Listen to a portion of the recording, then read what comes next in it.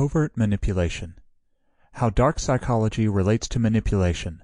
How to defend yourself from manipulation in relationships. Types of mind control. How to influence people.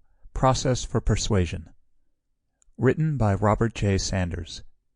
Narrated by James Todd.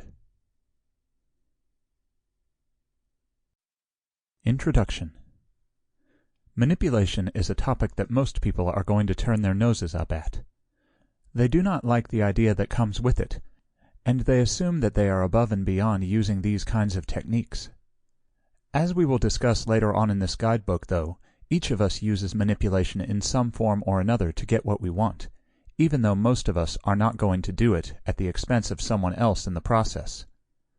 To help us out with this, we need to first take a look at manipulation and what it is all about. Manipulation is going to be the practice of using some indirect tactics to control the relationships, emotions, decisions, and even behavior over the target and how they react to things. This is often going to use a lot of different options that you are allowed to use, including persuasion, mind control, deception, and more to get what they want.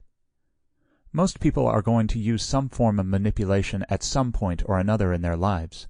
For example, if you have ever had a day that wasn't going well, or you weren't feeling that good, and you told someone who asked you that you were doing fine, then this is a form of manipulation. This is considered manipulation because it is going to control the perceptions and the reactions that the other person has concerning you. Even if you did it to avoid a confrontation, to avoid having someone pity you or some other reason, it still changed these perceptions of you. Manipulation, at least the way we often think about it, and the manipulation that is used in dark psychology, is going to have consequences that are often more insidious. This can sometimes include some form of emotional abuse, especially if the manipulator is in an intimate relationship with the other person. This is why a lot of us assume that all forms of manipulation are bad. But we will hold this opinion even more when we see that it harms the mental health, emotional health, and physical health of the other person who is the target. While people who are the manipulators are going to do this to their target because they want to have some control over their own surroundings and environment, it is true that the urge to do the manipulation is going to stem from some anxiety and fear that is deep down. In any case, it is not going to be seen as a behavior that is all that healthy for either party. Engaging in manipulation is going to seem like a great idea to the one who is manipulating.